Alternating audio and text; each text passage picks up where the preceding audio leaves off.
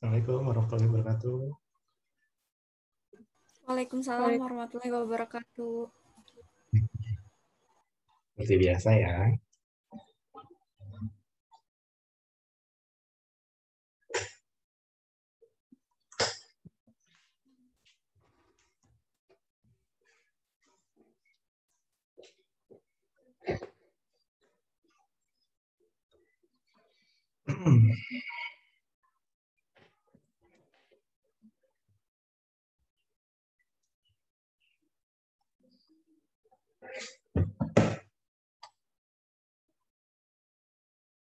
Baru Kamal sama Firly. Kamal, Firly.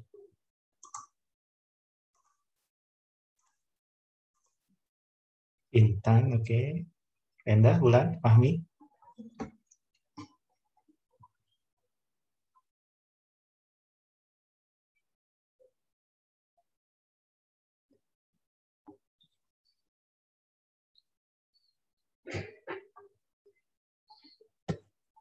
Intan ya yang sudah.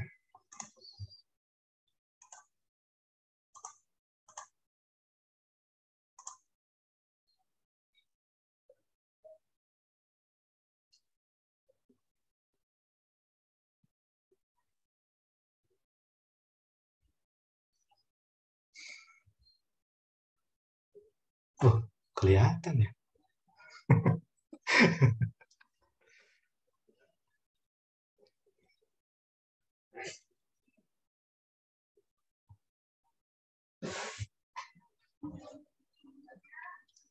Biar dah. Mana ini yang lain? Aduh.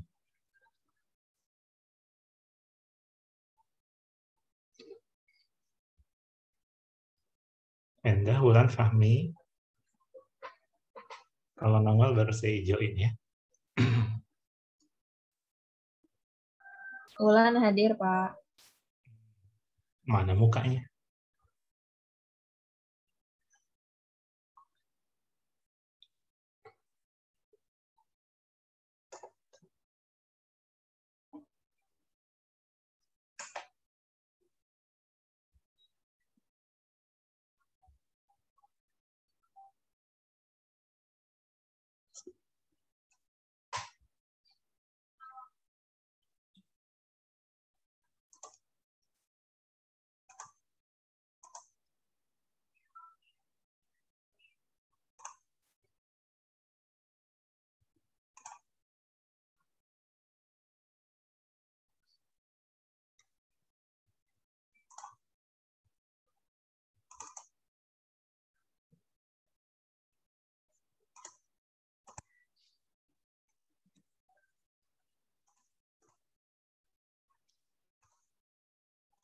Kita mulai saja, Kak.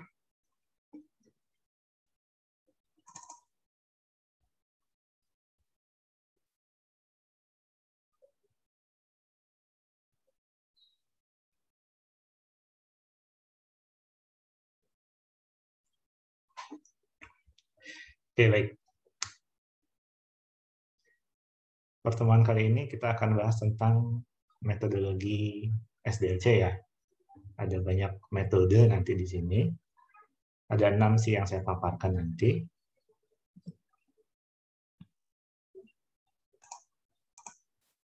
Nah, pembahasannya 2, tapi subbahasannya ada banyak.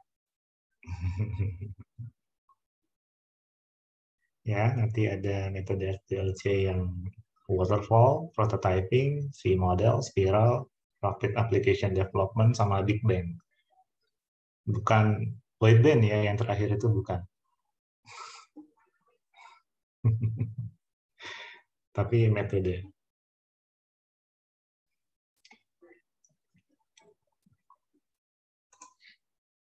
Ini Novita Sari enggak? Novita Raihan Aulia. Oke, Wulandari, terima kasih. Padahal Novita balas WA. Kalau Raihan pasti ketiduran lagi.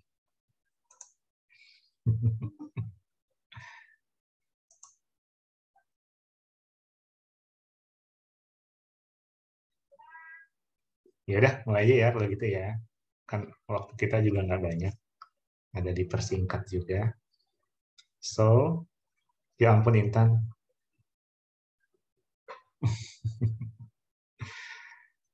Oke, kita mulai. SDLC lagi ya, ini lanjutan dari kemarin. Ada pepatah, plan your work and work your plan. Ya, rencanakan pekerjaan Anda dan kerjakan rencana Anda. Ini memang sudah terbukti efisien. Ya, dalam kita melakukan pekerjaan apapun itu, pasti sangat baik kita rencanakan terlebih dahulu. Betul dong ya? Kita mau ngapa-ngapain, pasti kita rencanain dulu. Nah, kalau dalam konteksnya pengembangan sistem, ya udah jelas sih SDLC ini dia ngebantu ningkatin sama ngukur seluruh proses pengembangan sistemnya. Yang terpenting adalah di langkah-langkah analisisnya. Ya, ini pikiran lagi dikembalikan dulu ke yang kemarin. Satu slide ini doang. Nah, intinya adalah si SDLC ini dalam pengembangannya tuh diinginkan bisa membuat organisasi itu ngurangin biaya operasionalnya, terus memenuhi kebutuhan pelanggan dengan lebih baik lagi, sama meningkatkan efektivitas operasional yang mungkin selama ini banyak kendala di dalamnya. Oke, kalau ini mah udah di luar kepala ya. Dalam artian nggak ingat. Baik. Nah, jadi akan ada beberapa metode SDLC yang kesemuanya itu ya jelas berbeda-beda karakternya. Yang penting disesuaikan dengan bagaimana nih pasar dari organisasi itu, terus konteks proyeknya tuh bagaimana, lingkupnya seperti apa, nah, terus berdasarkan kebutuhannya juga seperti apa, nah itu bisa beda-beda juga metode yang bisa dipakai. Oke. Kita masuk ke metode pertama yang namanya waterfall. Apa tuh waterfall? Air terjun. Ya, jadi metode waterfall ini yang paling pertama ya di dalam SDLC.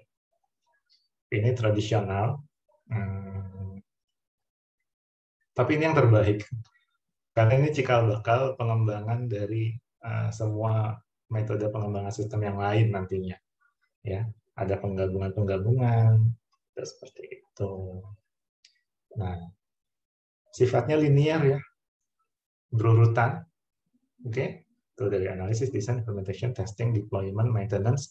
Nah, itu berurutan satu sama lain. Tapi yang jadi kuncinya adalah, nah masing-masing fase ini tuh harus dikerjain dulu, harus selesai dulu kalau mau beralih ke fase berikutnya. Ya, jadi kalau mau jalanin ke desain ya analisisnya harus selesai dulu. Implementation mau dijalankan ya berarti desainnya harus selesai dulu. Nah, kalau udah mau testing ya otomatis implementasinya harus selesai dulu baru bisa dites. Seperti itu. Ya. Jadi harus selesai dulu fase sebelumnya baru bisa berlanjut ke fase berikutnya.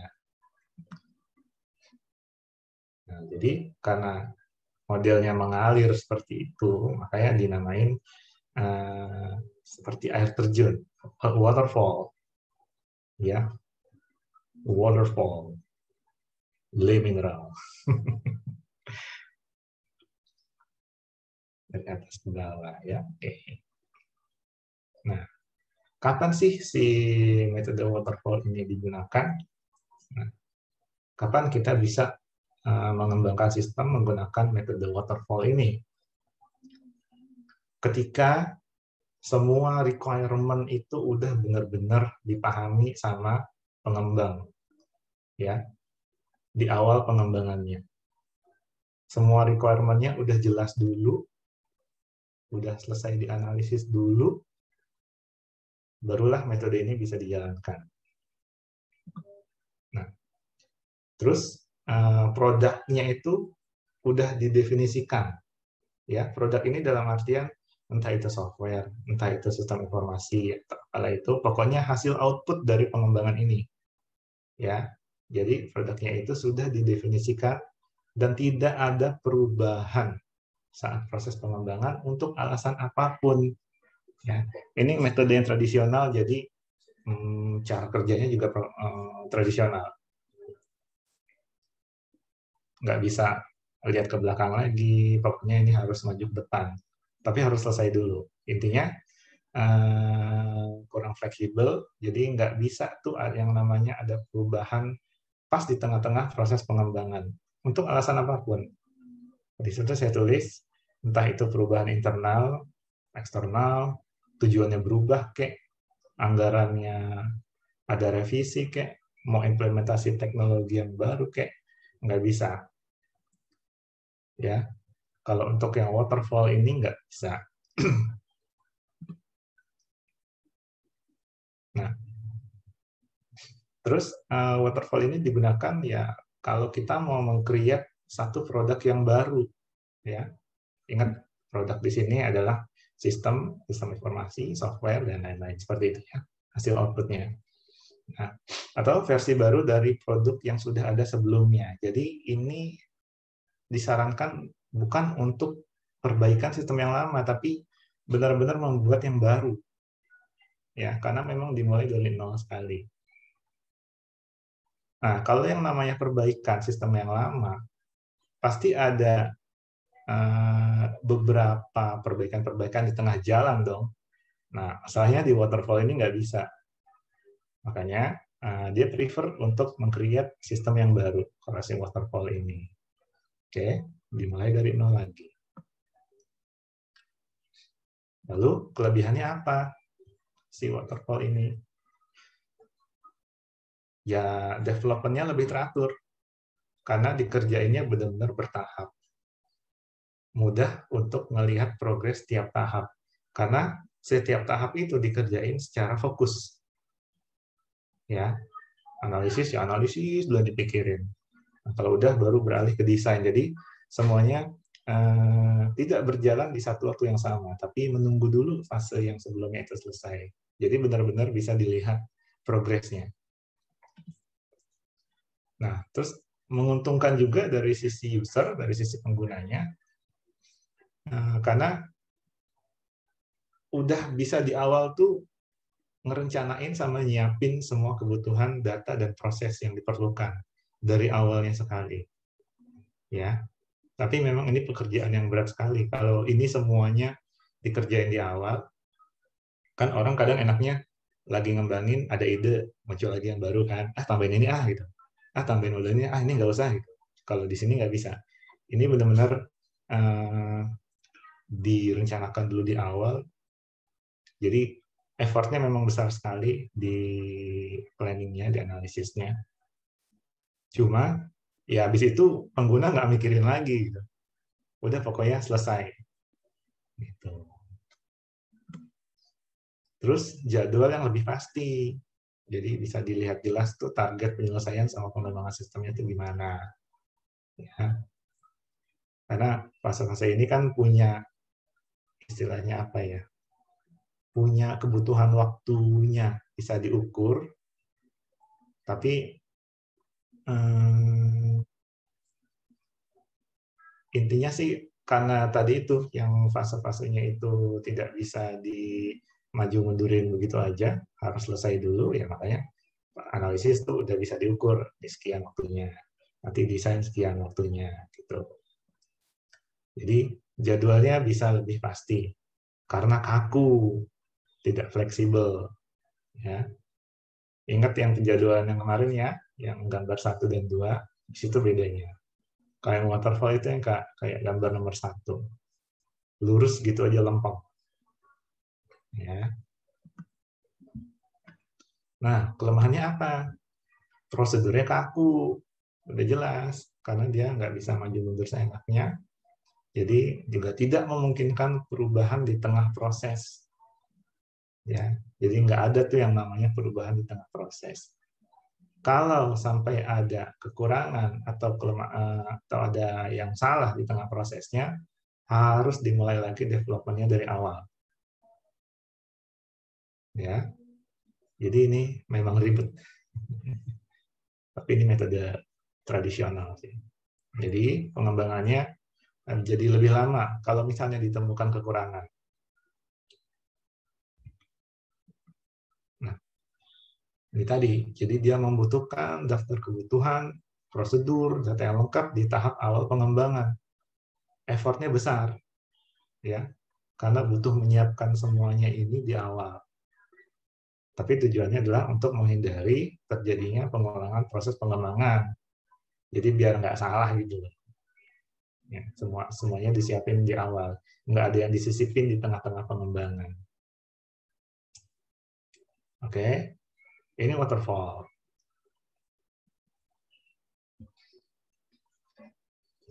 Waterfall aman lah ya, itu kan tradisional sekali ya, mudah lah definisikan ya. Nah, sekarang kita beralih ke prototyping. Tahu kan prototype itu apa? Apa prototype?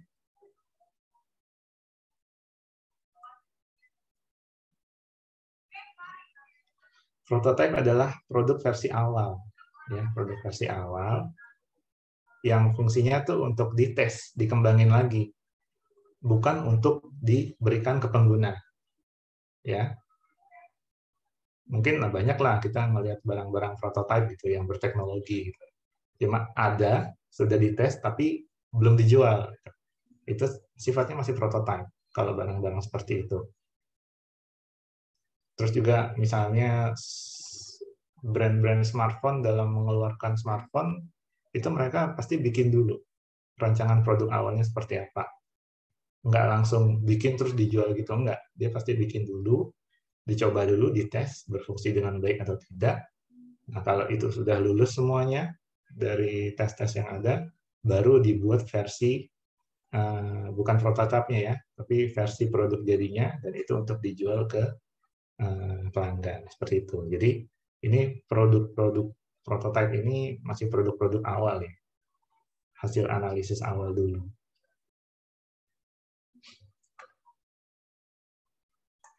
Nah, jadi si metode prototyping ini kalau di dalam SDLC ngasih pengguna tuh model awal sistem yang akan dikembangkan serta melakukan pengujian awalnya. Model awal sistemnya itu kayak gimana? Bisa jadi berupa begini loh user interface-nya. Jadi kalau sudah keluar prototype-nya, berarti sistem itu seolah-olah sudah bisa digunakan. Ya, secara tampilan sudah ada. Tampilan ada, cuma fungsi yang masih harus dikembangkan lagi. Itu. Ya, jadi secara tampilan awal itu sudah ada. Jadi pengguna udah bisa lihat duluan. Kira-kira seperti apa nih sistem yang mau dikembangkan. Terus bisa dites-tes dulu gitu. Nah, fungsinya metode prototyping ini supaya bisa dapat feedback dari pengguna. Ya, jadi pengguna pas nyoba ya, ini kurang di sini. Oh, ini harus ditambahin lagi. Oh, ini sudah oke nih. Nah, gitu. Itu kan feedback ya. Nah, dan pengembang jadi paham betul gimana apa gitu sebenarnya yang diharapkan dari sistem yang sedang dikembangkan dari feedback tadi itu. Ya kan ketahuan dong keinginan seperti apa, kebutuhannya seperti apa, requirement-nya jadinya lebih jelas. Nah, si prototype ini kalau udah jadi itu bakal dikembangin secara cepat, ya, terus-menerus diupdate, terus-menerus dibenerin.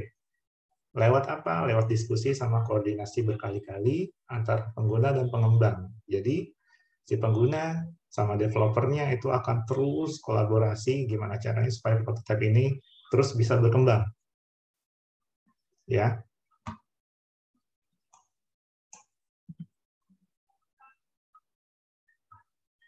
Nah, barulah pas pengembang dan pengguna udah nyobain lagi, tes lagi, ide-ide tadi, ide-ide yang ada dalam proses prototyping itu sudah diakomodir di dalam sistemnya. Terus udah keluar dong desain yang terakhirnya, finalnya. Nah, barulah dibikin rancangan yang sesungguhnya, rancangan yang benarnya, ya, rancangan yang benarnya, yang kualitasnya lebih baik lagi. Kalau prototype ya mungkin masih banyak fitur yang kurang dan ada bug-nya ya, tapi kan itu mendekati gambaran dari sistem yang akan dibangun. Jadi di situ kalau bisa, nih kalian lihat gambarnya, pasti yang pertama kita harus tahu dulu requirement-nya seperti apa. Ya, kita inisiasi dulu, kita cari tahu dulu kebutuhannya seperti apa, lalu setelah itu didesain.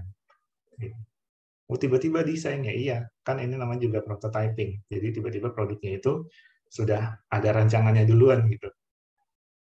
Ya, rancangannya nanti sudah berbentuk prototype, nah terus dievaluasi sama pengguna. Ya, direview lagi, kira-kira ada yang kurang di mana, ada yang sudah oke di mana. Nah, kalau masih belum, didesain lagi, dibuat lagi prototype-nya, terus sampai akhirnya pelanggan itu sudah merasa puas dengan modelnya dan itu sudah merasa, oh ini memang model yang akan dikembangkan seperti ini. Gitu. Nah, kalau sudah di titik itu, otomatis pengembangannya jalan ke development, dibuatlah itu sistemnya yang sebenarnya dari prototipe tadi. Kalau udah jadi, ya udah tinggal dites. Kalau udah tes, tinggal di maintain deh, tinggal dipakai, dipelihara sistemnya seperti itu. Jadi ada fase seperti itu ya. Jadi dibuat dulu prototipenya di awal sampai betul-betul sudah oke banget nih gambarannya sesuai dengan yang diinginkan, barulah di develop sistem itu. Ya. Nah, kelebihannya apa? Udah jelas, meningkatkan keterlibatan pengguna dalam produk. Ya, ingat produk di sini sistem software, sistem informasi. Bahkan sebelum diimplementasi. Iya, karena kan dia sudah di awal kan tadi. Habis tahu kebutuhannya, ya langsung dikasih tahu nih produknya nanti kayak gini. Gitu. Walaupun fiturnya belum banyak. Tapi pengguna udah tahu gambarannya, dan itu bisa dievaluasi terus-menerus. Makanya pengguna tuh terlibat banyak sekali kalau di dalam fase prototyping ini, metode prototyping ini. Dia akan koordinasi terus dengan developer. Nah, pengguna mendapatkan pemahaman yang lebih baik tentang sistem yang dikembangkan. Jelas, karena dia memang terlibat dari awal banget kan. Ya, kalau waterfall kan dia pengguna di awal aja, paling dia ditanya-tanya sama developer, nanti udah sistemnya gini. Dia nggak terlibat lagi tuh, tahu-tahu udah jadi aja. Makanya kalau ada salah tuh emang harus diulang lagi kalau waterfall. Nah, kalau prototyping ini enggak. Jadi dia bisa direvisi terus-menerus sampai sudah betul-betul mendekati sempurna gitu. Nah, barulah dia dikembangkan seperti itu. Jadi pengguna memang karena terlibat dari awal, jadi dia udah paham dari awal juga tentang sistem yang akan dikembangkan itu. Jadi nanti pas fase testingnya dia udah customer itu, pelanggan itu udah enggak, pengguna itu udah enggak terlalu bingung lagi sama sistemnya. Lebih mudah juga dalam menentukan kebutuhan. Ya, terkait juga dengan banyaknya koordinasi tadi ya antara pengguna sama developer. Banyak komunikasi itu penting. Komunikasi yang baik antara pengembang dan pengguna. Ya. Ini yang jadi kuncinya kalau di prototyping. Tapi kelemahannya apa? Nah, analisis dan perancangan yang tidak mencukupi karena terlalu banyak ketergantungan sama prototype. Jadi gini, biasanya developer itu dalam mengembangkan sistem seringkali nggak mulai dari nol. Kalau mereka sudah bikin misalnya sistem ini untuk perusahaan ini atau sistem ini untuk kampus ini, untuk pokoknya untuk organisasi yang lain lah, mereka kan sudah punya portofolio, ya kan? oh udah pernah bikin sistem ini, udah pernah bikin sistem ini. Itu yang bisa dijadikan prototipe juga sama mereka. Jadi ketika dia mengembangkan sistem yang baru untuk perusahaan yang lain, untuk organisasi yang lain, mereka nggak repot-repot bikin dari nol lagi, pakai aja yang sudah ada. Nah, nanti bentuknya seperti ini. Barulah disesuaikan kebutuhannya. Cuma masalahnya kalau kayak gitu, karena enggak dari nol, ya jadi agak ketergantungan sama prototipe itu jadinya. Prototipe itu gini. Jadi mungkin bisa jadi si developernya tidak menawarkan fitur-fitur yang lebih lanjut, enggak nanya-nanyanya lebih banyak, terus si penggunanya ini, si usernya ini juga karena udah ngelihat prototipe, kayaknya udah bagus, padahal sebenarnya ada kebutuhan lain gitu. Tapi ngelihat itu tuh kayaknya udah oke, malah jadi bingung gitu kan. Ya udah boleh lah buat aja kayak gitu. Gitu. Itu sih kelemahannya. Jadi analisisnya nggak terlalu mendalam. Ya. Menggunakan algoritma dan bahasa pemrograman yang sederhana untuk membuat prototipe cepat selesai. Ya, yang namanya prototipe ya cuma contoh doang gitu loh. Jadi nggak dibikin sekompleks itu, jadi ya memang yang mudah-mudah aja dibikin. Nah, tanpa memikirkan lebih lanjut bahwa itu hanyalah cetak biru sistem. Ya, jadi terlalu bergantung sama prototipe. Ah ini udah ada, pakai aja ini gitu. Padahal ya masih banyak kekurangan yang harus direvisi-revisi lagi, ditambahin lagi, dikurangin lagi, ya kan? Seperti itu. Itu kelemahannya di prototyping. Jadi sudah terpaku gitu loh orang atau user dengan si prototype itu. Terus developer jadi nggak mau terlalu mikir lebih jauh lagi gitu. Ah, saya udah punya produk jadi kok kayak gini aja ya, udah ya bikin kayak gini ya gitu. Nggak enak kayak gitu. Nah, itu tadi prototyping. Paham ya mudah-mudahan. Nah, sekarang V model. Wah, apalagi tuh V model ya. Ya, bentuknya kayak V, nah, huruf V. Nah, dia ini turunan dari metode waterfall. Ya, tahapannya linear dan sekuensial. Lihat, dia berurut dari requirement analysis, system design, architecture design, module design, coding, unit testing, integration testing, system testing, sama acceptance testing. Itu dia akan abaikan dulu yang di tengah ya, yang tes-tes itu. Nah, ini kita yang pinggirnya dulu. Ya, dari requirement sampai acceptance testing. Ya, dia sequence, dia berurutan. Karena dia adopsi juga dari waterfall. Makanya ada urutannya seperti itu. Nah, V ini diambil dari bentuknya yang memang mirip kayak huruf V dan kependekannya dari verification and validation model. Nah, fase verification itu ada dari sini, requirement, system, architecture design, sama module design. Nah, itu yang namanya verification.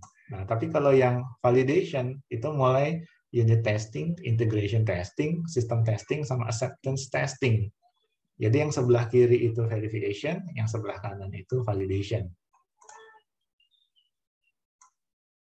Nah, eksekusi per fasenya dilakukan secara sequence ya, sekuensial dalam bentuk huruf V. V.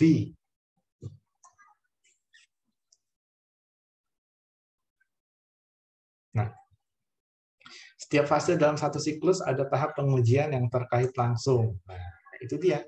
Yang tengah-tengah itu ada acceptance test design, system test design, integration test design, unit test design. Nah, jadi ketika masuk ke fase validasi, unit testing misalnya, nah ditemukan ada yang tidak sempurna, dijalankan kan dijalankan tuh unit test design dan ditemukan tidak sempurna, ya berarti dilihat nih ada yang salah atau tidak dengan modul desainnya.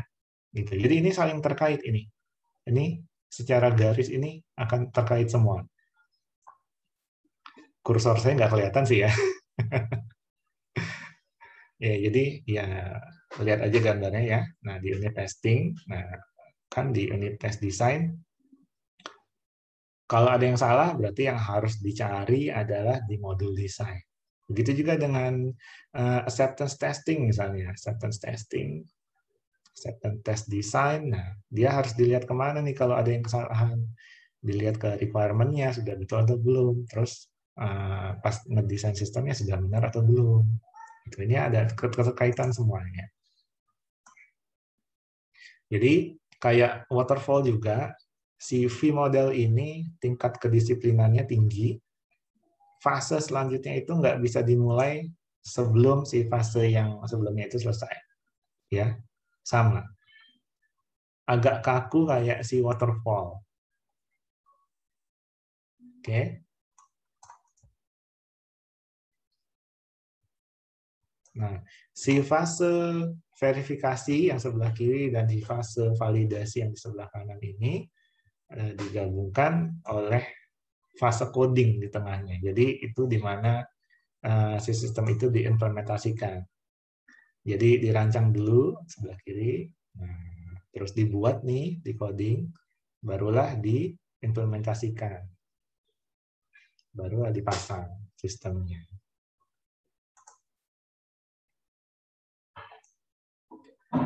Sama ya kayak waterfall, jadi requirement-nya itu, kebutuhannya itu harus benar-benar clear dulu sebelum project-nya dimulai. Ya, harus jelas dulu. Nah, kalau ada perubahan kebutuhan, perubahan requirement, ada yang ditambah-tambah lagi di tengah-tengah project, itu akan menghabiskan banyak waktu dan biaya. Ya, sifatnya sama ya, sama waterfall ya. Nah, definisi produk tidak berubah-ubah. Ya, jadi produk dalam hal ini adalah sistem, software, sistem informasi atau apapun itu. Nah, itu ya tidak berubah. Dari awal A, B, C, ya di belakangnya A, B, C juga. A, B, C, D, nah belakangnya A, B, C, D juga. Jadi sesuai dari awal sampai akhir.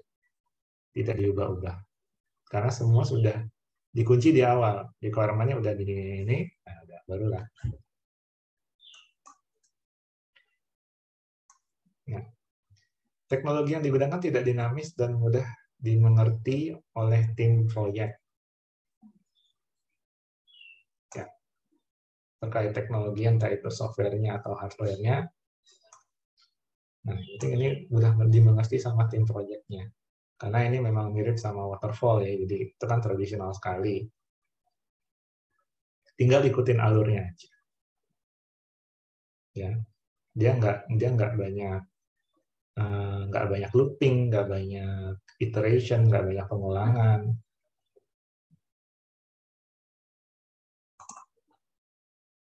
Nah, kelebihannya apa? Ya, disiplinnya itu. Ya karena kaku, jadi dia disiplin. Disiplinnya tingkat tinggi, fase-fase dalam model diselesaikan satu persatu. Ya, ini mengikuti dari sifatnya si metode waterfall. Terus, metode ini bisa bekerja dengan baik, tapi untuk proyek yang kecil. Kalau yang besar, ya tahu sendiri ya, kalau proyek yang besar, kebutuhannya juga banyak. Takutnya nih, kebutuhan yang banyak itu nggak ketahuan di awal, di waktu requirement analysis. Pasti masih ada yang ketinggalan. Nah, kalau ada yang ketinggalan kan repot tuh. Makanya ini lebih cocok untuk proyek-proyek yang kecil. Jadi kalaupun nanti ada kesalahan di tengah-tengah pengembangan, karena sifatnya kecil proyeknya, jadi kalau diulang tuh nggak makan banyak waktu dan biaya lah. Gitu. Ya, proyeknya kecil, otomatis requirement-nya juga sedikit lah, gampang. Gitu. Mudah untuk memanage karena sifatnya yang kaku, dan setiap fase dalam siklus memiliki tujuan yang spesifik. Ya, karena dia nggak bolak-balik gitu nih, dari requirement ke desain, ke arsitektur desain, nggak bisa balik lagi ke sistem desain. Jadi ya, udah jalanin terus gitu aja. Terisolasi, mirip kayak waterfall juga, dan setiap fasenya ini punya tujuannya masing-masing, terisolasi dari fase-fase yang lain. Ya, jadi lebih mudah untuk di-manage.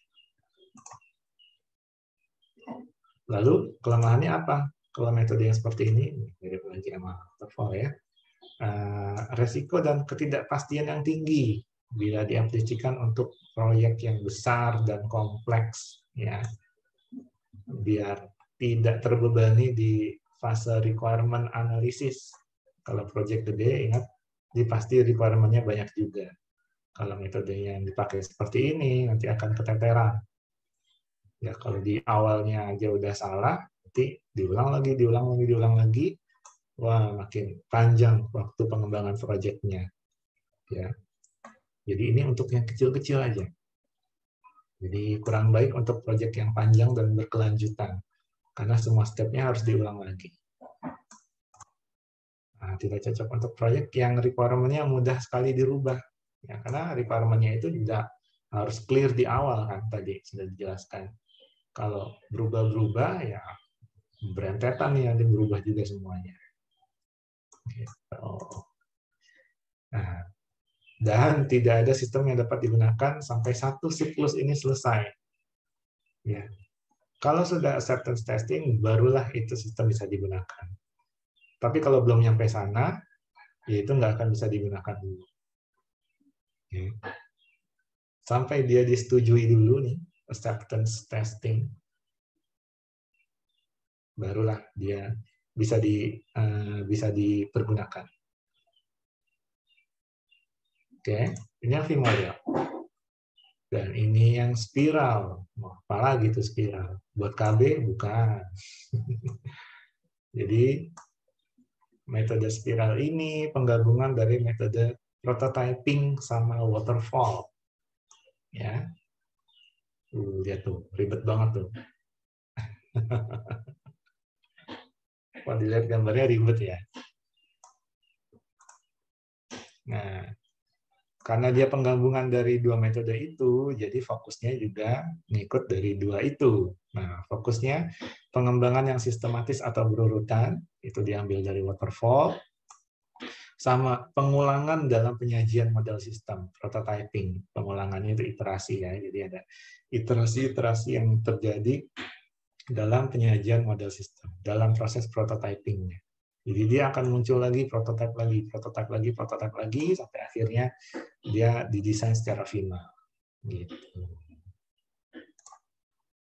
Nah, yang penting adalah penekanan pada analisis resiko setiap tahapannya. Lihat itu. Risk analisisnya ada di setiap alurnya. Ya, di setiap alur pasti ada risk analysis. Ini yang penting.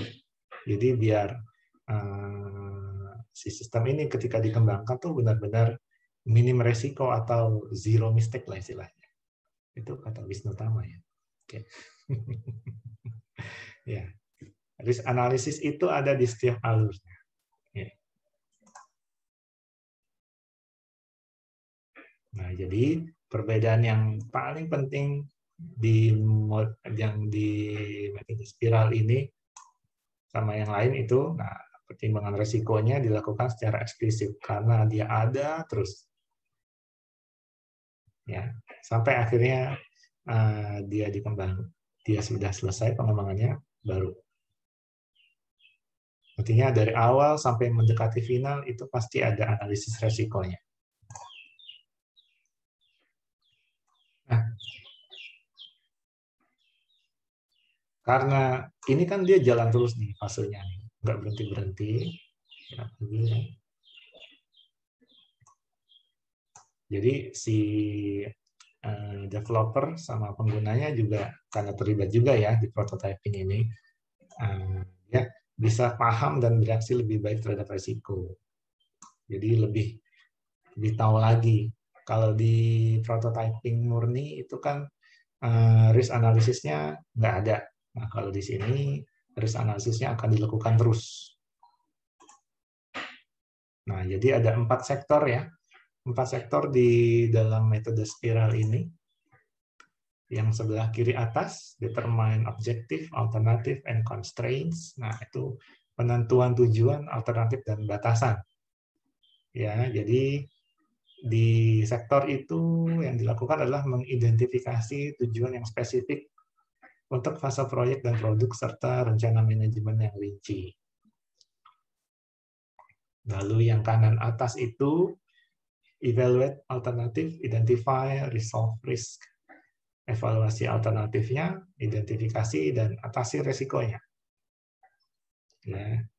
Untuk setiap risiko yang diidentifikasi, ya dianalisis dulu sedetail mungkin gimana caranya supaya risiko itu bisa hilang, tidak mengganggu pengembangan sistem berikutnya. Lalu yang kanan bawah, develop, verify next level product. Kembangkan dan verifikasi produk tingkat berikutnya. Jadi setelah resikonya sudah dievaluasi, ya dibuatlah model pengembangannya yang cocok itu seperti apa. Nanti kita coba jalanin ya. Nah, terus plan next phase. Rencanakan fase berikutnya. Jadi ditinjaulah proyeknya, nggak selanjutnya diputuskan mau diterusin apa enggak. Nah, kalau diterusin ya jalan lagi nih, spiralnya jalan lagi. Kalau ternyata sudah selesai, sudah jadi nih sistemnya, ya udah berarti berhenti. Nah, ini kan pengulangan terus ya. Ini ada iterasi terus, akan berputar dia terus. Semakin banyak putarannya ini, akan semakin banyak juga biaya yang dibutuhkan. Putus-putus nggak suara saya? Jelas, Pak. Jelas ya? Ya. Nah, semakin banyak fase ini bergulir, semakin banyak biaya yang akan dikeluarkan.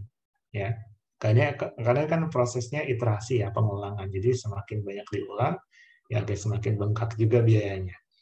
Misalnya kita lihat nih, kita mulai dari dalamnya banget ya, review. Nah, udah ditentuinlah tuh tujuannya gimana, nah, terus manajemennya nanti bagaimana, kebutuhannya apa, dianalisis dulu tapi resikonya, nah, itu gini, ada resiko seperti ini. Nah, kalau itu udah ketahuan, dibuatlah dulu prototipe yang pertama. Ini secara contoh ya, prototipenya nggak nentu sampai berapa, tergantung nanti ketika pengembangan sistem ini dijalankan. Nah, prototipe yang pertama, setelah itu dia kan pindah sektor nih, muncullah simulasi model awalnya, sudah di benchmark juga, sudah oke atau belum. Nah, kalau sudah, keluarlah konsep operasionalnya seperti apa, cara kerjanya bagaimana. Nah, setelah itu, ini kita muter terus nih. Requirement plan, life cycle plan, ya. Jadi ini rencana kebutuhannya seperti apa, ke depannya ditambah apa lagi, dalam siklus hidupnya mau ditambahin apa lagi nih, dalam proses pengembangan ya maksudnya siklus hidup ini. Apa yang perlu ditambahin lagi. Nah, kalau sudah oke, kan nggak perlu review lagi nih kalau menurut gambar. Nah, di risk analysis dulu. Dianalisis lagi.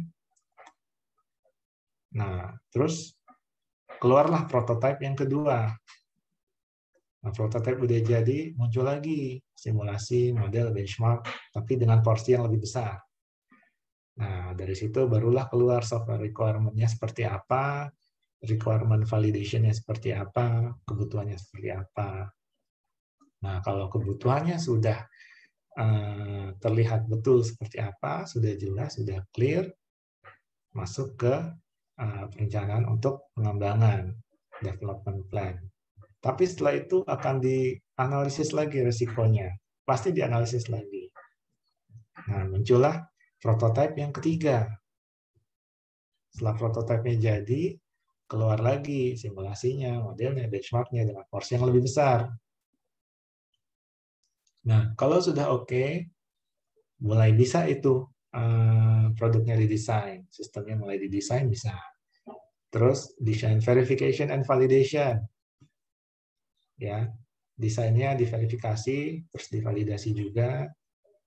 Nah, sudah oke belum? Nah, kalau sudah oke, direncanakan untuk diintegrasikan.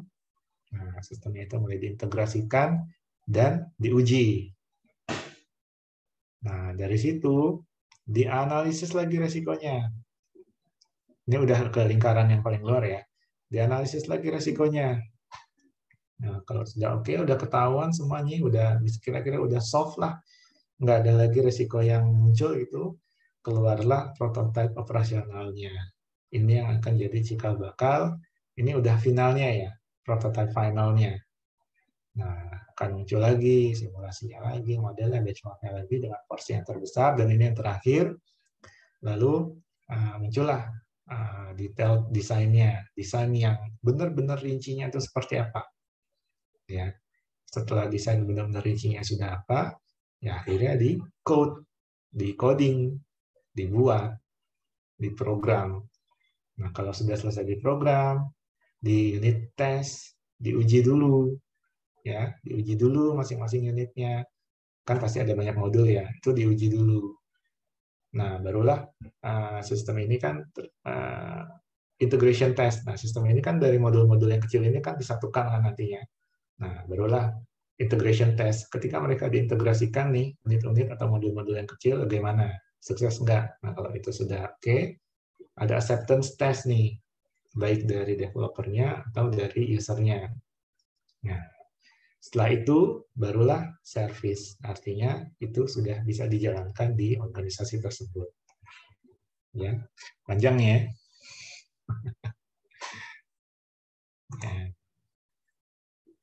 Nah, terus model kayak gini tuh kelebihannya apa? Dia benar-benar mempertimbangkan resiko munculnya kesalahan. Ya, terlihat dari risk analysis yang ada. Setiap iterasinya itu pasti ada risk analysis. Setiap pengulangannya pasti dilakukan risk analysis. Jadi, si spiral method ini bisa diandalkan untuk pengembangan sistem yang skalanya besar. Ya. Nah, pengguna dapat melihat sistem awal. Dari mana dia? Dari prototipenya. Jadi pengguna udah tahu duluan nih dari prototipenya. Gitu. Terus pembangunan dan perubahan sistem dapat diselesaikan secara sistematis. Dari mana sistematisnya? Dari waterfall. Jadi kan di dalam jiwa spiral ini ada waterfall sama prototyping juga. Ya, jadi sistemik, terukur, terarah, dan dia bisa diulang-ulang terus. Lalu kelemahannya apa? Nggak cocok dan sulit diimplementasikan dalam proyek kecil. Kalau yang kecil dipakein metode spiral gini, ya buang-buang biaya karena prosesnya akan banyak sekali. Nah, kalau yang kecil banget prosesnya tuh nanti ada. Yang namanya kayak boyband itu nanti.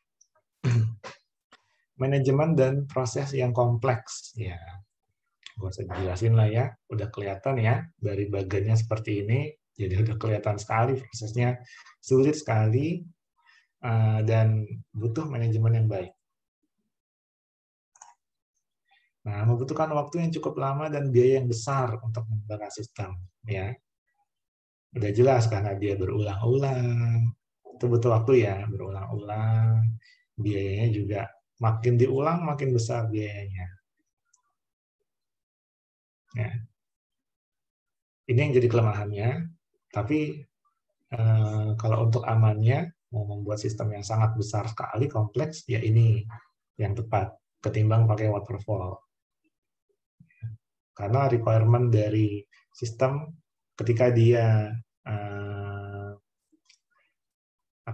pengembangan sistemnya atau proyeknya kecil, otomatis requirement-nya sedikit. Tapi ketika proyeknya besar, otomatis requirement-nya juga banyak. Jadi ini harus disesuaikan betul-betul.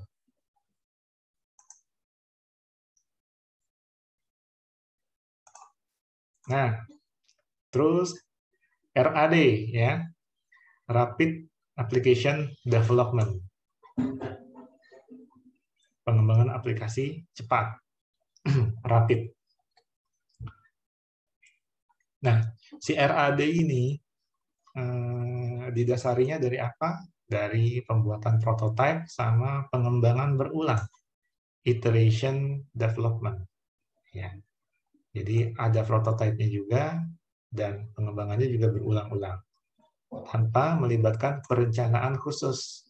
Makanya dia analysis and quick design. Jadi dia nggak terlalu banyak di analisis di awalnya. Nah, modul fungsional dikembangkan secara paralel sebagai prototipe dan diintegrasikan untuk membuat produk lengkap. Nah, jadi modul-modul ini akan dipecah di dalam sistem itu. Ya, prototipenya ini akan ada banyak. Jadi setiap modul akan ada prototipenya. Nah, barulah nanti kalau udah final nih prototipenya baru diintegrasikan semuanya menjadi sistem yang utuh. Gitu. Kalau di sini adalah modul-modulnya itu akan dipecah-pecah dulu, ya, tapi dikembanginnya secara bersamaan. Ya, ini butuh orang banyak kalau rapid application development ini, makanya bisa lebih cepat. Tapi ya gitu, butuh timnya yang lebih banyak lagi. Tidak ada perencanaan awal yang detail. Otomatis mempermudah untuk memasukkan perubahan dan proses pengembangan. Karena ini inginnya cepat kalau di RAD ini. Rapid Application Development ini bukan untuk yang kompleks-kompleks banget lah sistemnya. Jadi pas di fase awalnya dia hanya melakukan analysis and quick design. Ya, dia hanya desain secara cepat aja. Yang penting udah jadi dan prototipenya udah bisa digunakan. Udah bisa dites-tes terus. Nah, CRAD ini adaptasi high speed-nya dari model waterfall, ya, kecepatan tingginya dari waterfall. Jadi perkembangannya bisa cepat karena melakukan pendekatan konstruksi berbasis komponen. Komponen tadi itu adalah modul-modulnya. Dia dipecah-pecah, dia dikerjakan bersamaan, makanya bisa lebih cepat. Gitu kuncinya. Nah, kalau pakai RAD pasti banyak itu timnya. Dari developernya banyak, dari perwakilan usernya juga banyak, terus sumber daya IT lainnya itu pasti ada juga yang bekerja secara progresif pada komponen atau prototype. Ya, kita lihat di gambar prototype itu akan berjibaku semuanya itu. Siapa-siapa yang terlibat itu akan berjibaku semua.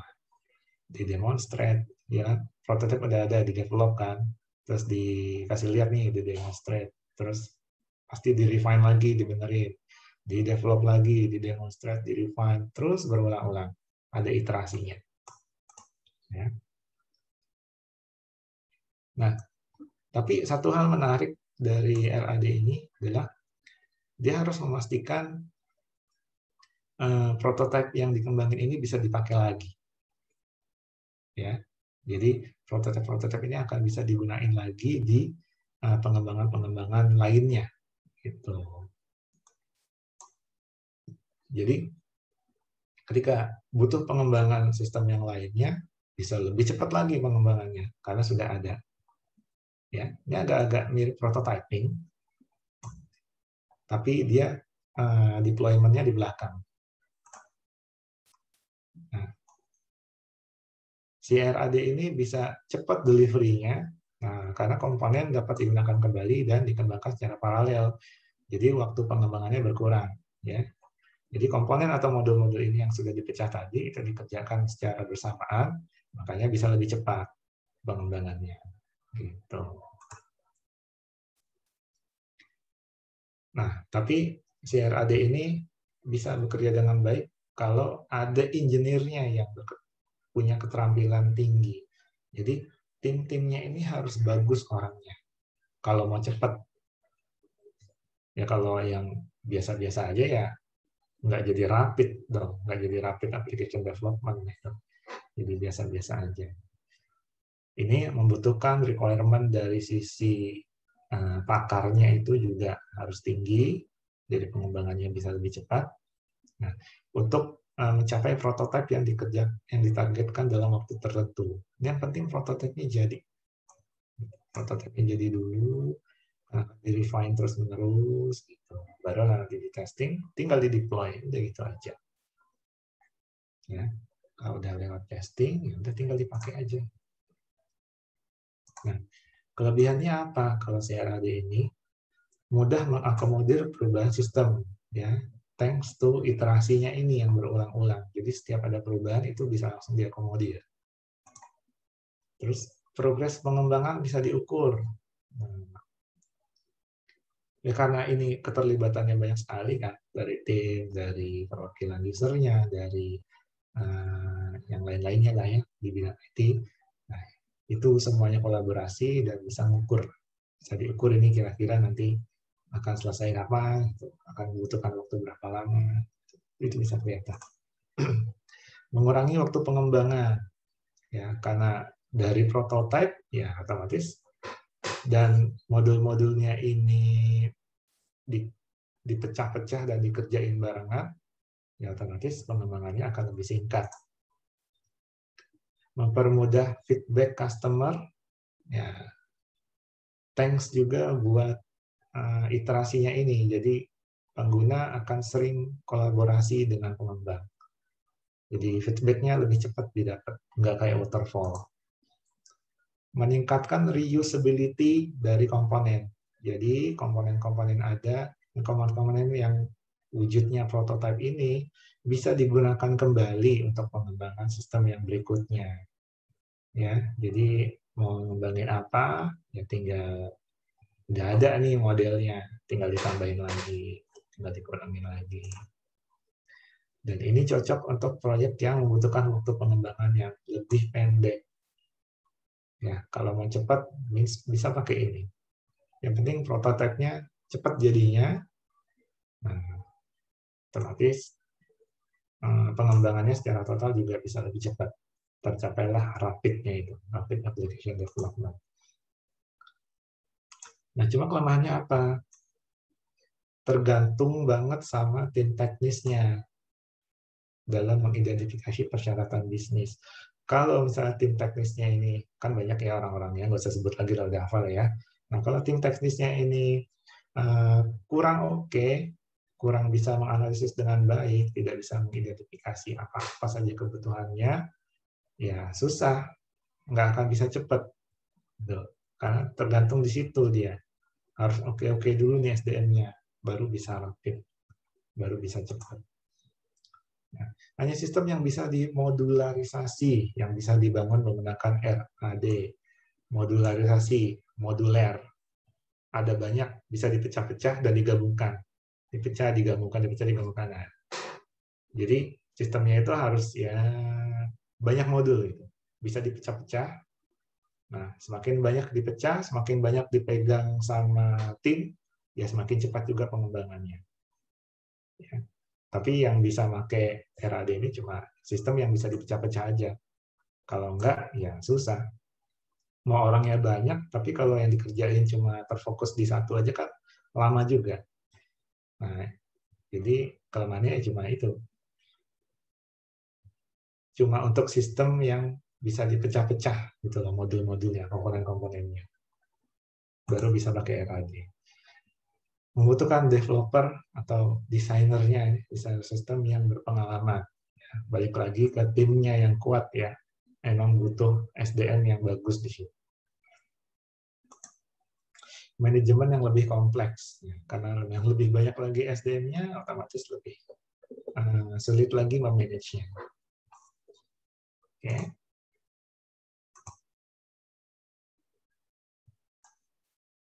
Oke.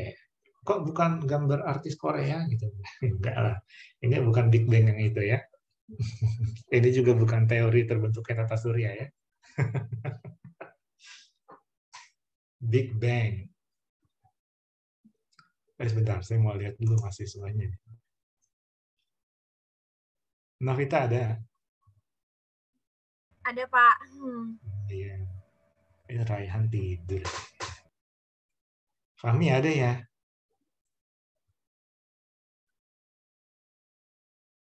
Oh, lagi gitaran kali.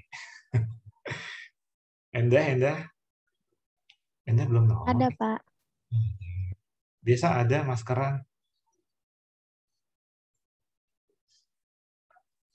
Oke, saya lanjut. Hah? 9/1. Wow. Oke. Nah, Big Bang. Jadi, ya, kalau dari gambarnya udah kelihatan simpel banget ya. Pokoknya semua dimasukin, duar. Jadilah sistemnya. Nah, si Big Bang ini pengembangannya tidak mengikuti proses atau prosedur tertentu. Bebas, sebebas-bebasnya. Ya. Nah, perkembangannya hanya dimulai dengan uang dan usaha. Yang penting ada modal, terus mau ngerjain. Tapi nggak enaknya adalah outputnya sistem yang ada kemungkinan ini bakal sesuai atau enggak dengan kebutuhan penggunanya nanti. Ya, karena tidak terstruktur pekerjaannya. Gitu. Ini apa sih? Sapu jagat. Dalam metode ini hanya ada sedikit perencanaan atau bahkan tanpa perencanaan. Nah, terus ini metode apa? Metode coba-coba gitu. Ya, ini metode ini emang ada dan bisa diaplikasikan juga di yang project-project nyoba-nyoba doang kecil gitu. Atau skalanya tuh kayak di kampus gitu mau nyoba, boleh pakai Big Bang karena kan emang belum tahu arahnya kemana. Ya. Nah, bahkan si pengguna pun tidak yakin dengan apa yang sebenarnya dia inginkan. Jadi belum punya gambaran sama sekali si usernya ini mau gimana. Ya, requirement-nya diimplementasikan dengan cepat tanpa banyak analisis. Ya udah jelas. Kalau dia aja belum tahu persis gimana gambaran sistemnya, otomatis dia mana tahu dong tentang requirement dari untuk si sistem itu. Butuh apa aja dia kan nggak tahu. Ya kan? Jadi ya nggak banyak analisis di situ.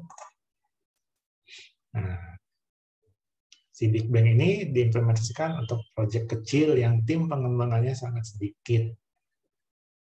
Ya, untuk yang skalanya kecil kalau ini. Dan orangnya sedikit yang mengembangkan.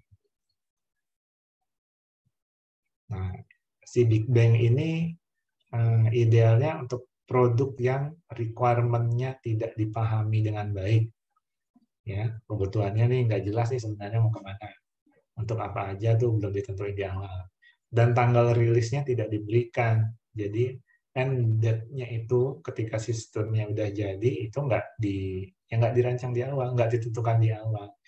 Berapa lama sistem ini akan dikerjakan tuh nggak ditentukan. Jadi ini bukan untuk project-project yang kompleks besar gitu ya, untuk proses bisnis yang aduhai banyaknya enggak. Ini lebih ke arah untuk percobaan membuat sistem yang belum tahu arahnya gimana gitu. Biasanya sih di akademisi ya nyoba-nyoba bikin sistem ini, bikin sistem itu, ya. Nggak perlu banyak perencanaan di awal. Nah, terus kelebihannya apa? Ya, ini benar-benar sederhana modelnya. Ya, hanya ada sedikit perencanaan atau bahkan nggak ada sama sekali perencanaan. Tiba-tiba lagi bengong, bikin sistem gitu. Hebat ya orang kayak gitu. Yang penting ada duitnya dan usaha. Ideal untuk proyek yang kecil dan beresiko rendah. Ya kalau resikonya tinggi, pakai Big Bang yang meledak beneran itu nanti. Bisnisnya nanti yang meledak beneran. Meletus, bukan. Kalau meledak kan kayaknya keren ya. Apa? Untung banyak gitu. Kalau meletus kan nggak dipecah. Sangat sedikit sumber daya yang dibutuhkan. Ya, buat coba-coba doang gitu ya. Lu jalanin programnya, lu database-nya, atau dua-duanya deh gitu. Memberikan fleksibilitas kepada pengembang. Ya suka-suka dia mau ngejalaninnya pakai apa. Kalau Big Bang ini orang tidak terstruktur, jadi ya kerjain aja bagaimana caranya. Nah, kelemahannya apa? Beresiko tinggi, udah jelas. Karena kan tidak terstruktur, alurnya nggak jelas. Pengulangan pasti ada, iterasi-iterasi itu pasti ada di dalamnya. Cuma entah dilakukan risk analysis apa enggak. Yang jelas waktunya nggak bisa tentuin nih. Risikonya pasti tinggi kalau untuk sistem yang mungkin agak riskan untuk dijalani gitu, harus sistem yang penting banget itu nggak mungkin dikembangin pakai Big Bang. Tidak cocok untuk proyek yang kompleks atau berskala besar. Buruk untuk proyek yang panjang dan sedang berlangsung. Jadi kalau lagi ada proyek nih, terus mau dikembangin lagi pakai Big Bang, jangan deh. Itu bakalan merusak, ya, karena ini tidak terstruktur. Semua dimasukin jadi satu, tinggal meledak aja menjadi software. Oke. Sama bisa berubah menjadi sangat mahal kalau requirement-nya disalahpahami.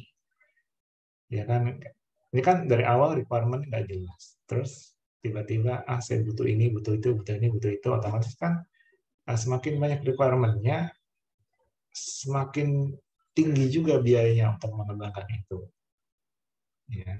Jadi ya betul-betul harus dianalisis semua requirement itu, dan di Big Bang ini tidak, karena perencanaannya juga minim sekali. Jadi ya di sini kelemahannya. Ya, ini untuk nyoba-nyoba doang sih kalau Big Bang itu. Baru nyoba-nyoba bikin program atau bikin sistem.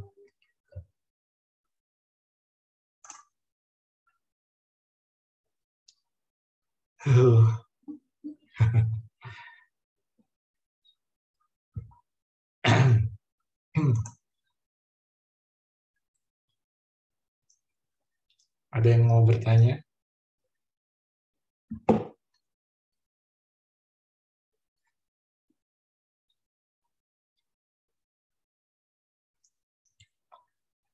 Masih banyak sih metode yang lain sebenarnya.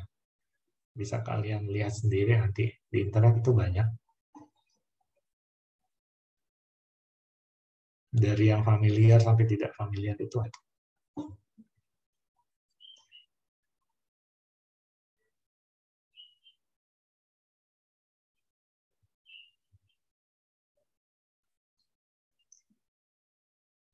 Silakan kalau ada yang mau bertanya.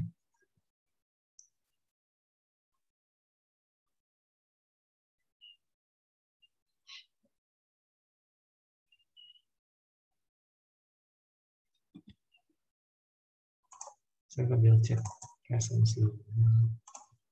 Udah. Kami ada nggak nih?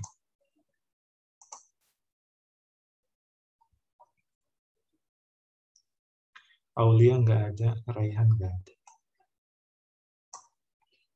Kami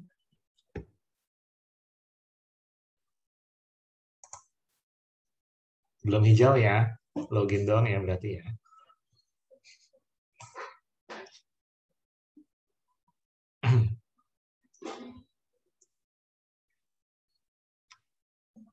Maka baik.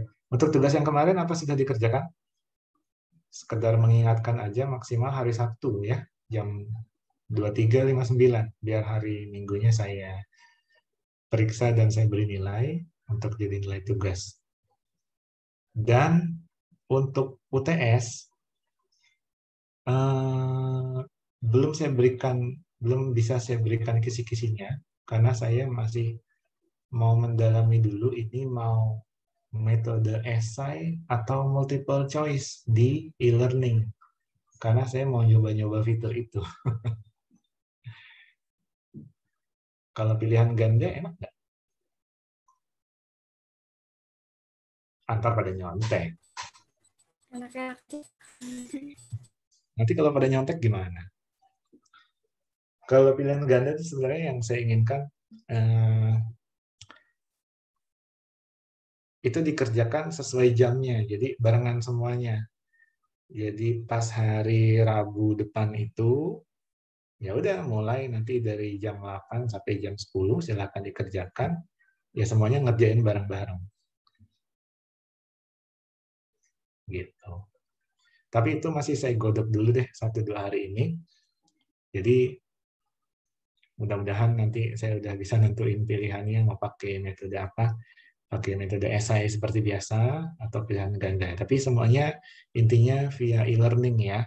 Jadi nanti saya tinggal kabarin ke ketua kelasnya, Novita, untuk oke nanti ujiannya seperti ini. Oh iya, nanti sekalian kisi-kisinya juga. Kisi-kisinya akan saya taruh di, kalau sudah ada ya, akan saya taruh di pertemuan 7 ya nanti ya. Bisa kalian lihat di situ. Ya. Ada, coba voting dulu yang mau pilihan ganda, yang mau esai siapa? Bapak mau nanya, Hah? kan di jam di learning beda ya, Pak? Itu ngaruh nggak sih, Pak, kalau ngumpulin itunya, nanti UTS-nya? Emang beda ya? Beda, Pak. Beda 7 jam kalau nggak salah. Iya, Iya, Pak, Pak. beda. Beda. GMT Iya, ya? beda 7 jam. Beda, Pak. Dia GMT 0 ya berarti ya? Coba nanti saya lihat dulu deh di apa super adminnya e-learning itu bisa dirubah apa enggak. Nanti kalau bisa nanti saya sesuaikan di GMT plus 7 ya, biar sesuai sama kita. Ini ada yang di luar daerah nggak? Misalnya ada yang WITA atau WIT, itu harus ngerjain dari jam berapa itu? Ya gitulah pokoknya. Tapi ya belum tentu ya, itu masih saya pertimbangkan dulu apakah pilihan ganda yang langsung secara serentak di jam yang sesuai dengan kita perkuliahannya atau esai seperti biasa yang dikumpulinnya tuh seminggu gitu. Ya. Saya masih bingung mau nyoba fiturnya, tapi mau nggak mau saya harus bikin soal banyak kan kalau pilihan ganda. Ini jadi, Pak, votingnya, Pak. Apa? Votingnya jadi, Pak. Oh boleh boleh. Yang mau pilihan ganda siapa? Pakai apa ya reactionnya? Kalau pilihan ganda pakai love gitu misalnya, pakai yang hard. Tapi kalau yang esai pakai jempol, thumbs up. Oke, Pak. Coba yang pilihan ganda langsung aja kali pilihan ganda love, esai jempol, esai, esai, esai. Pilih apa?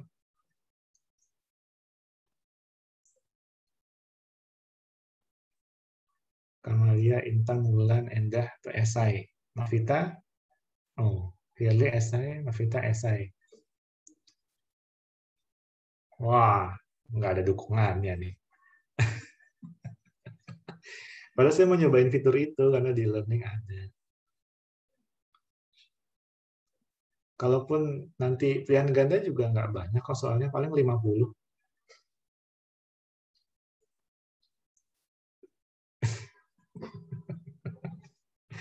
Ya, baiklah. Kayaknya maunya esai ya. Pengen saya ngetes-ngetes doang lah nanti. PG itu kayak gimana.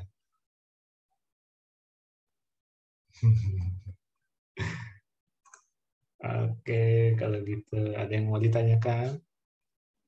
Bapak, materi ini ditaruh di learning kan, Pak? Iyalah. Tapi tadi kayaknya saya ada typo, jadi mau saya rubah dulu nanti. Ya, saya edit dulu dikit, baru saya taruh di learning kayak biasa. Kayak biasa lah pokoknya.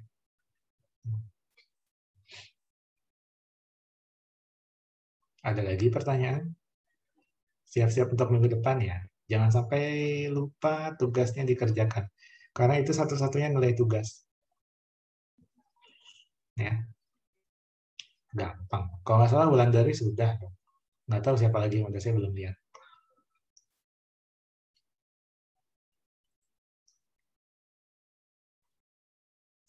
Sekali lagi konfirmasi. Fahmi ada?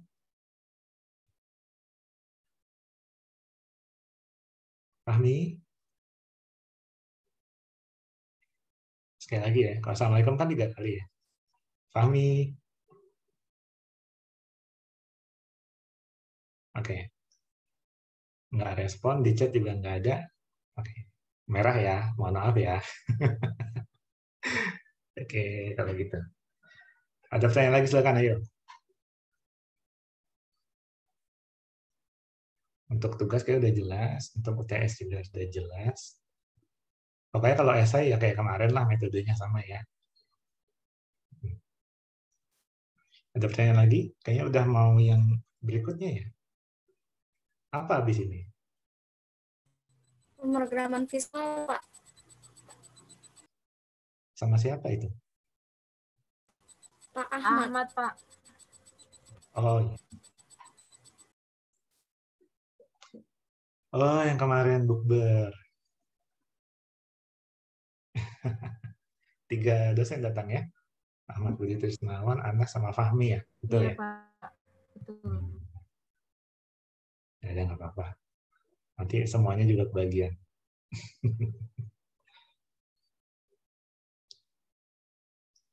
Oke, baik. Mudah-mudahan sih udah jelas semua ya. Jadi biar saya tutup perkuliahannya kali ini. Sekali lagi saya ingatkan jangan lupa tugas dan persiapan untuk UTS di minggu depan. Setelah itu bisa santai-santai dulu sampai habis Lebaran. Baru kita bertemu lagi setelah itu. Ya. Oke, saya tutup pertemuan hari ini. Terima kasih yang sudah datang. Mudah-mudahan ilmunya bisa kalian terima dan bermanfaat ya buat kalian semua. Jaga kesehatan selalu dan sampai ketemu lagi nanti. Masih 2 menit. Selamat pagi berarti. Selamat pagi dan Assalamualaikum warahmatullahi wabarakatuh. Waalaikumsalam warahmatullahi wabarakatuh. Terima kasih, Pak. Terima kasih, Pak. Iya, sama-sama.